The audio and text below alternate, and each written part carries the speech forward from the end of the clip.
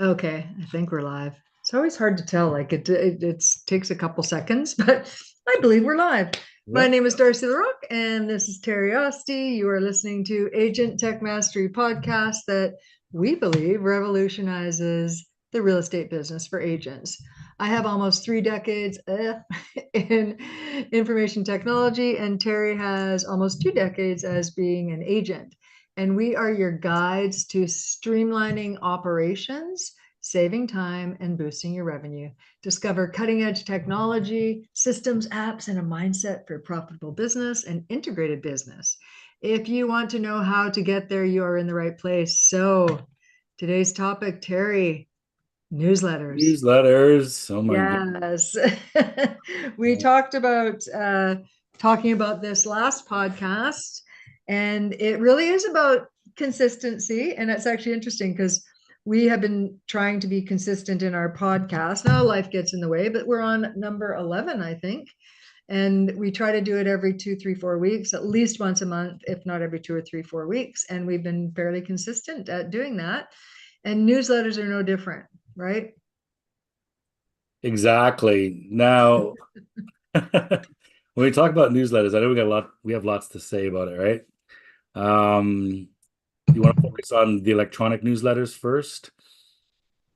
Um, yeah, sure, sure. Right. Let's talk about that. That's the most common one. People are emailing their database with a Yeah. newsletter of some kind. Yes. I want to preface it first and foremost. If you send me a newsletter that's Mhm. 4 pages long and is 95% text, know where it's going? It's Yeah. getting deleted instantly. I don't care how good it is. Yeah, it is true. Like there's the content side and there's the frequency side. Mm, And then there's also the side that who's doing it for you.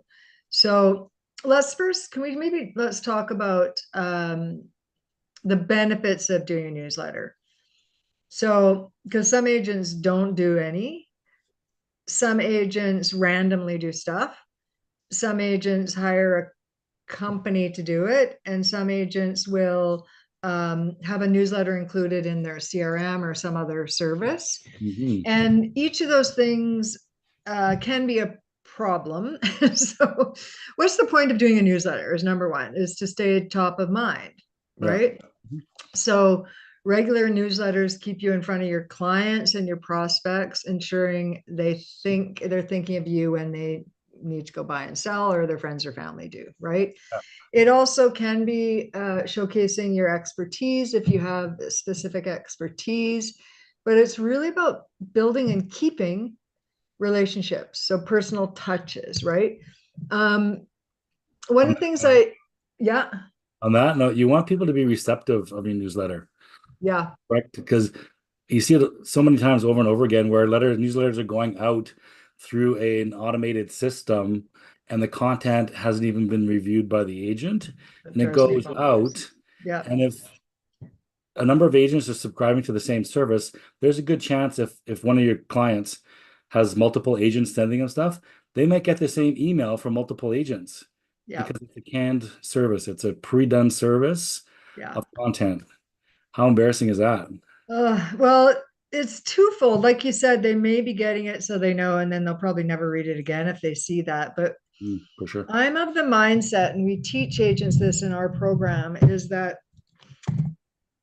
if you get content, it needs to be customized still. So, Mhm. my example is actually Terry. So, we have Terry and I have assistants that will do the newsletters, but that's not, they don't just go out. We review them. Terryizes his to make it sound like his. He'll review it first and say, yeah, that's good, or no, or adjust this. I, with my newsletters, same things. I don't necessarily do it, but I review it and I change it to Darcyize it to say, because, and Terry's a perfect example. Like, he's my husband. We've been together for almost 2 decades, and I still cannot write like he would write. Right? He has to edit content to say things how Terry would say it. Otherwise, the people know, right, that it's not him. Does that make sense? Oh yeah, for sure, right? It's yeah, just sending out random stuff just for the sake of saying I'm touching my clients, 4 times a year with my newsletters. Yeah. Um, you need to touch them in a good way. Not like if the newsletter's annoying, or it's like now you're that annoying realtor, right? Sending the Yeah. the Well, and the other thing, and Terry, we did this. This is years ago. I don't even know if you'll remember this, but Mhm. we had probably like you guys did many years ago. We just added everybody to the newsletter. And then there was a one point where I was looking at it, and I think you were sending stats. And I said, I wouldn't want stats if I just I'm yes, there's people that are interested in stats, but there are also many people that don't care until they're going to go buy or sell. Then they want the stats. Yeah. So what we ended up doing is, I can't remember now, let's say it was 200 people. I can't remember exact numbers, but let's say it was 200 people we're sending these monthly newsletters to. And then we actually asked them, hey, we've been sending stats, and we're going to kind of switch up the newsletter to be more relevant. And could you let us know if you still want the stats, and we'll send the stats to you separately? Maybe 10 people. Um, There weren't that many people that were interested in stats. So the other thing that we do now is the stat people get the stats, but the other people, they get valuable content for the area that they're in. And it is so easy to do now to find content, you guys. I know many agents who don't do this because they're like, I don't even know what to do, so I'm going to do nothing. Oh my goodness. Okay, you could use the internet because that's easy to say what's happening in your region next month, in June, in April, in February, whatever the month is, right? And it will tell you.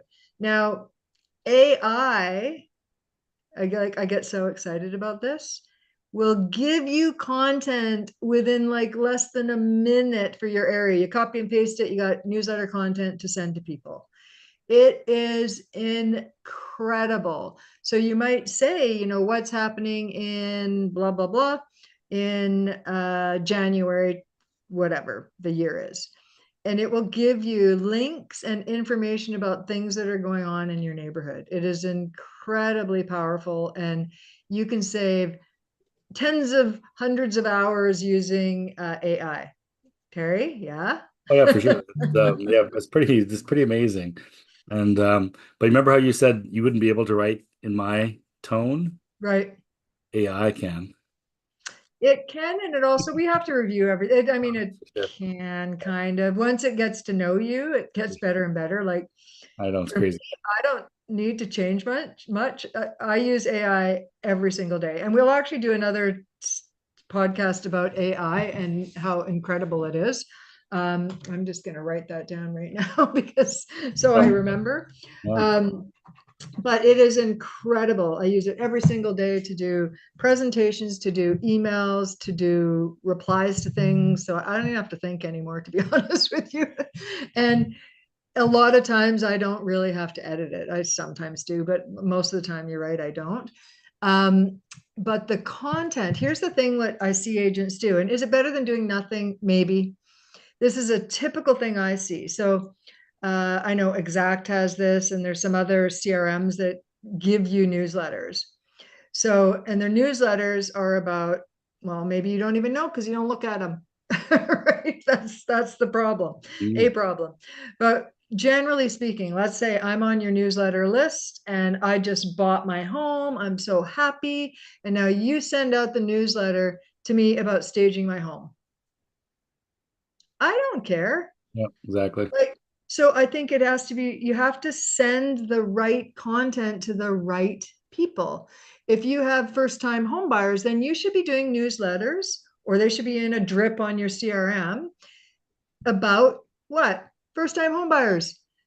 People who are not first time home buyers do not care about that content, right? So you should either be very general and give them great tips about stuff happening in your neighborhood, or you could even, you know, go to your favorite restaurant and get a coupon or something, or go get a coupon at your favorite retail store and tell them that you're going to blast and tell them about it because it's so amazing. Like there's lots of ways to give value to the people reading the newsletters. Does that make sense? Yep, no, totally. So that's on the Yeah. digital side. That's probably the most common way of people doing a newsletter. You also have the printed version that could be physically mailed to people, right? As Oh, a yeah. as a marketing piece. Yep. Um, So that's a whole nother can of worms because us as homeowners, we get mail as well. So we see all the stuff that comes in our mailbox. Yeah, And it's quite a variety of things. It's about let's some of our self-promotion, yeah, the number one this and number one that. yeah, And then there's listings. I just sold this home in your neighborhood kind of thing. And then yeah. there's some stat stuff as well. But again, the same kind of thinking applies. You want to show some value, bring some value to people because if you're gonna put something in their mailbox, make sure when they open it, it actually seems important and valuable. Like Not didn't just in the recycling immediately. yeah. I know there's a the psychology of that is if even if you only get 1.5 seconds of visual time as it's going from your mailbox Yeah, to the recycling bin, it's still supposedly making an impression, right? yeah. I don't know. I don't remember any of the people who leave stuff in I do. I ours. don't know. Well, yeah, but that's different, I I think. just take them and throw them in the recycling because I don't think an 8.5 by 11 white piece of paper with black ink on it talking about um or self-promoting like I'm the number one this and that. Yeah, I don't think that really resonates with a lot of people, right? Yeah, and yeah, we see a lot of that happen as well as it doesn't always have the that people don't follow the rules and regulations in their Yeah, area either. So number one, what? If you're number one, you have to actually, in our region anyhow, I imagine it's similar in other regions that you'd have to say that you're number one in 1989 or whatever, yeah. right? Based on Or that gross your mom said. sales or number of sales or whatever the criteria is. Yeah. I know some agents joke around, I'm number one, and then the star, you go down to the asterisk on the bottom, according to my mom last year. Yeah, yeah, that's what I just said. Yeah, Yeah, yeah, okay. yeah, exactly. So, but so that's kind of different. So we're talking newsletters. Those are really, I don't see a lot of agents mailing monthly newsletters, which could be interesting if you to differentiate yourself rather than what you're talking about, every agent sending out those darn postcards and they're number one. But an actual newsletter with valuable coupons or content would be better, Yeah. The right? real If you're going marketing to ones, physically mail something out. the real marketing ones will do that. They'll give you kind of a snapshot of different things. Yeah. Right? And then they'll put you can choose the content, of course, but they usually give it like depending where you're farming, they'll give you the market Mhm. activity in that particular area. Yeah, there's lots of other companies that do something similar to that. And so Um, yeah, we don't really talk about specific vendors, generally speaking, Okay. because there's so many. I mean, Mhm. people can book a chat with me and we can talk about different vendors, maybe. But there's lots of companies that do kind of the physical mailers, but you going on to Canva or Vistaprint is not the same. Okay. And Mhm. also the physical mailers, just like newsletters that are e-newsletters, electronic, that you have to be consistent. You can't just do it once and expect good return for your money, right? You have to be consistent. And so one of the things that, people will do a newsletter and then they don't think about content because they're like, oh, I don't know what to say. Well, the world is your oyster now. Is that the right saying? Is that Mhm. AI has changed everything. Now, I use an AI service that's paid. I don't know if I still have the free version of Chat GPT. I don't even use it anymore because I use something called Poe, and I pay for it. It's not a ton. Like I use it every day, so I don't even care how much it costs. But I think it's like $200 a year or something like that. It's incredible. And I think you use Chat GPT, Terry. I'm just using ChatGPT, and if I need anything more robust, I'll talk to you about it. Yeah, exactly, exactly. But it really is about, how often. So that's another thing. How often should you do it? I think again, it's up to you. And you should be looking at your stats also. If you're sending things out properly in a proper newsletter service, which would be something like BombBomb or MailChimp or through your CRM if it's trackable. Sending a newsletter through your email address is not an acceptable way. That's not going with the anti-spam laws as well. People must be able to unsubscribe. Okay, that's really important to understand. And on proper newsletter systems and services, there is an unsubscribe feature. Okay. But also on proper ones that there's analytics. Now, the basic analytics is who got it and who opened it. And that's probably enough for most agents. A lot of CRMs and other newsletter systems will do that for sure. And then others that are like MailChimp, and I think BombBomb does this too, like specific, and probably I'm trying to think of some other ones. All the big ones would do this. They would also tell you how many times they opened it, how many times they clicked on a link. Okay. And that's important. And then the other side of it, which I always tell people, is have a call to action. Well, what's that mean? That you want them to reply back. So, and we talk about this with our clients all the time about sending out an email that's heartfelt and something about you, something interesting, or, do you want to grab a coffee? Because they don't know it's going to 100 people or 5,000 people or to just them. They do not know that if it's done properly. So to say something that's a call to action saying, here's my top great restaurant. Here's a picture of me and Terry when we were out at the restaurant. And have you guys been there? What do you like? What's your favorite restaurant? Please, I'd love to know. Reply back. Something like that. So Mhm. you're encouraging engagement and building those relationships. That makes sense? Yeah, right, sure. Because I think the mentality is, so if you're going to send out a newsletter, you're giving people information or you're doing the call to action or whatever you're doing, right? Pretend it's like you're phoning them. So if you were to pick up the phone and said, "Hey, it's Terry from Stillhaven. Hey, Darcy, how you doing? I'm just calling you to tell you how to stage your home." And go, "What? Why are you phoning me to tell me how to stage a home, Right. dude?" Yes. Right? So Yes. the same But thing you with, would you hey, would call me about a restaurant and I'd say, call "Oh you my about gosh, have you restaurants, been to right? this Yeah, restaurant? We just went there. It's so great, blah, blah. I've got a coupon for it, or $5 off, or $2 off, or whatever it might be." So exactly. you're helping a local business Hmm. and yourself and them. It's a win, Yeah. win, win, win, win for everybody. So the Right? mindset is before you send out a newsletter full of stuff that may not resonate with your people, Yes. and you're going to phone them with that information and what kind of response are you going to get? Because that's the same response you're going to get when they open your newsletter and they Yeah. look at whatever is that content, whether it resonates. Agreed. Oh, Yeah. and this just came to my brain here is that this is something I see all the time. Agents will put on their website, sign up for my newsletter. I want to know, and I want you guys to respond. How many people have got any people signing up for your newsletter? Okay. If you had it something different to say, something along the lines, sign up for our monthly content where we give away prizes and talk about local events and local restaurants and whatever else might be. And people go, "Oh, prizes, oh, local events." They might actually register, right? That sign up for my newsletter will get you no people signed up unless they're bots that are just bad people. Yeah. Like if you have to think about, and we're all human, like I would never register for a newsletter unless there's some reason that I'm going to get some value out of it. Discount, like, if you think about, let's think about other like retailers. When are they sending you newsletters?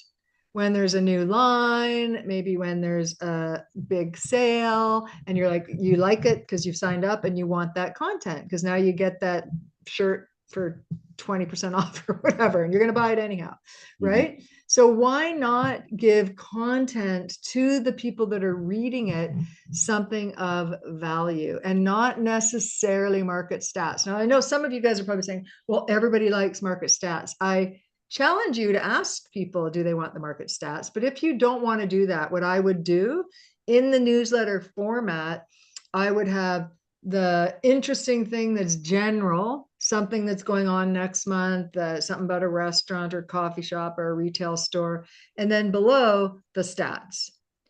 And if you have a good newsletter service, it will track over time what is actually popular. So then you'll know who's clicking on the stats. Is it 1%? Is it 0%? Is it 80%? Which I doubt. Who's clicking on the actual stats, right? So that's why clickable links are also important, right? You can't tell if you put text in there what they're reading. But if you have a link to a blog or a link to an image or a link to something else, then that's trackable. Make sense? Yeah. And you'd be Is there any? surprised how people think, because I did a little experiment yesterday when I was teaching. Oh, yes. You know, when you do breakout rooms in Zoom when you're Yep. instructing, and I know educators love breakout rooms. They think, yeah, it's really good to break it down into smaller groups. They're more engaging. They can start talking. So I did an informal survey yesterday. I said to my 40 people, I said, how many of you actually like doing breakout rooms in an education session? Everybody said no. Oh, interesting. Why? Because they don't want to talk that level. They just want to attend. That's kind of the psychology that I picked up yesterday. They Oh, just want to attend interesting. and maybe participate a little bit, but they don't want to get into a group of five and have this kind of face-to-face Oh, electronic. and then have to talk. Yeah, they have to talk. Yeah, gotcha. Okay, that's interesting. Hey, so that's interesting. I've been in. I'm trying to think. I've been in Zoom rooms that are different, like they're technical, and then you go into a room that's for ads and that's for content, and that makes sense. But I Mhm. kind of agree. I think if you're just there to learn and you don't necessarily want to, Participate at that level, right? So again, yes, we make a lot of assumptions that people yeah, want to participate. Same with our, we assume that our clients want to read our newsletters because we think they're the greatest thing in the world, right? yeah. But if they're not resonating with them, then it's a big problem, right? Oh, and actually, this just dawned on me too when you're saying that, not resonating. I wouldn't ever do a newsletter with the subject newsletter. Okay. Yeah. You want to actually have enticing subject lines. Now, my friends, where would you go to get an enticing subject line in less than a minute? Harry? Our friend the AI. That's right. You literally can say, I'm not kidding you guys, AI, and I know a lot of people are scared of it. I get so excited about AI because literally what I did before we were doing this, because I don't have to think anymore. I just put into Poe, my AI. I put in, what did I write? Um, Tell me more about real estate agents doing newsletters and how often they should do it. And I was just so their points top of mind. I'm literally reading off something that took me 2 seconds to do. Same with newsletter subject lines. You could say, I'm actually going to do this live, but you can't see what I'm doing, but I'm just going to do this live so you can see. I'm going to say, tell me things going on. I live in Kelowna in, oh, I can't better spell Kelowna, right? Kelowna in January for my newsletter. Okay. I'm going to tell you exactly what's happening here. You ready? This is so You cool. showing your Okay. screen? What are you doing? No, because this is really on a podcast, except for Be people back. watching on YouTube. So I'm just going to show you that. Okay, done. It's done.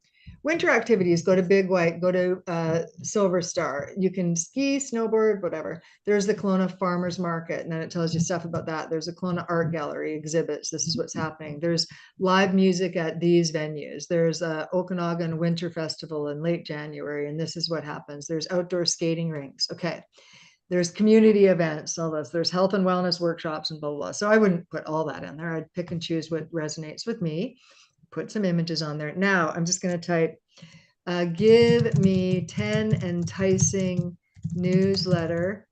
Oh, I can't type in this newsletter subject lines for email. For email. Okay. Now I don't have to think. Okay, here you go. It says, don't miss out. Exciting events in Kelowna this month. Hot properties, it says. That's weird. So it's not always right. Ready for some winter fun? Top activities in Kelowna. Explore Kelowna. Must see events and activities I would change this, says this month. I'd say for January, because if it's January activities, you want to send it out in December, right? So people don't miss out on a cool event that might be next week, right? Stay ahead. Oh no, success stories. And anyhow, it's got all these explore, Kelowna, must see.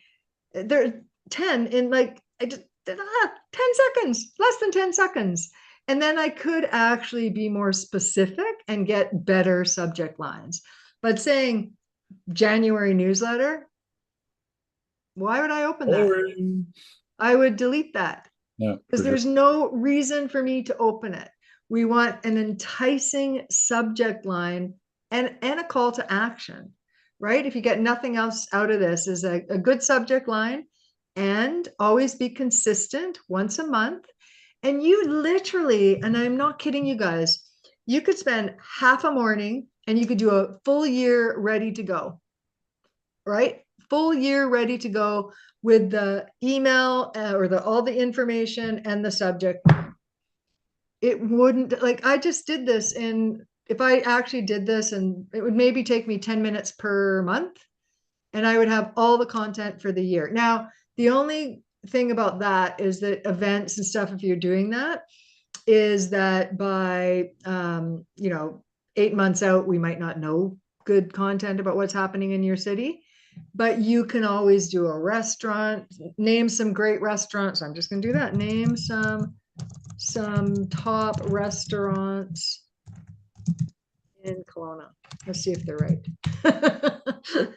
Okay, so here they're perfect. Now, one of those is closed and it doesn't know that. So you have to look at it, but it's naming off, it's given me 10 different restaurants. And so in October, I could, or whatever, yeah, in October, for October's, I could say, oh, go here, right? This is a great restaurant. What's your favorite restaurant in town, right? It's so fast. And I'm all about, I don't know if you do this, Terry, but I batch things. And so when I'm talking about doing that, everything like one morning, and I could do whatever, 3 months of content or 4 months of content. And then in 4 months, I do the another 4 months of content. I call that batching. So batching is like doing, instead of doing it right now for next month, where I have to pull up the software, I have to go into MailChimp or the CRM or wherever I'm creating the newsletter, I'm having to do that. So I pull it up and it's a couple minutes to do that. And then I pull up MailChimp, let's say. I have to pull that. I have to log in. I have to get it all ready. I have to get it all organized. And it takes more time to individually do that than do what I call batching. I think that came from Tim Ferriss's 4 Hour Work Week way Yeah, back when. something like that. Yeah, So, I've been by the way, your background changed a while ago. mine. I haven't moved it. Oh, because wasn't it a blurry background before? No. Oh, oh, those Not like, on purpose. oh, I thought you had a different background when we first started. No, I don't think so. Now you just have your normal room. Yeah, that's weird. I didn't change my background or anything, so that's odd. Okay. um, I think that's probably it for content. I just think batching, and I do this for bills too. As bills come in, I don't pay them on the day that the bill comes in. I do it, I literally have a reminder to do it every 2 weeks. I pay all my bills every 2 weeks, and that's it. And so it's called batching. And so I would highly recommend people to do batching rather than individual things every week, if possible. Okay. Any other closing remarks, Terry? No, I think we did. I think we covered everything. The gist of it is, um, sending out newsletters is a good idea, Yes. but you have to be really cognizant of the content. You do. Content is king, as they say, right? Like content really is king. And I think people just, well, I know people do this, is that they just say, oh, I'm just going to keep adding people to the CRM newsletter, and it gets sent out automatically by the CRM, by that vendor. And you don't even look at what you're sending to people.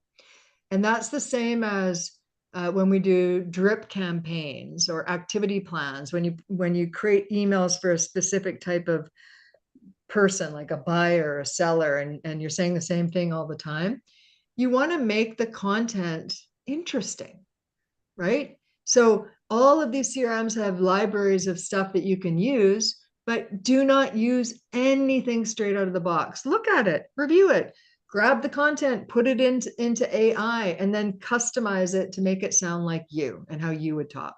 Okay. Thank you very much, Terry, for your input on this. And again, everybody, if you're stuck and you're piecemealing your business together, you don't have a newsletter, but you should, you need a little more hand holding and how your business is structured, let's get you where you want to go. If you want our help at Agent Tech Mastery. To do that, you can go to Agent Tech Mastery, TECH mastery.com/apply pod, and we can get on a 45-minute free, yes, complimentary chat. And it might be the best call you've ever had in your life to change your business and customize those newsletters as well. All right, everyone, thank you very much for joining us again in our 11th podcast. And we will see you. Holidays are coming up, so we probably won't do this again until January, And sometime. mid-January, end of January sometime. Perfect. Sound good? Sounds good. Okay, thanks so much. Thanks, All right. Terry. See you, Take care. everybody.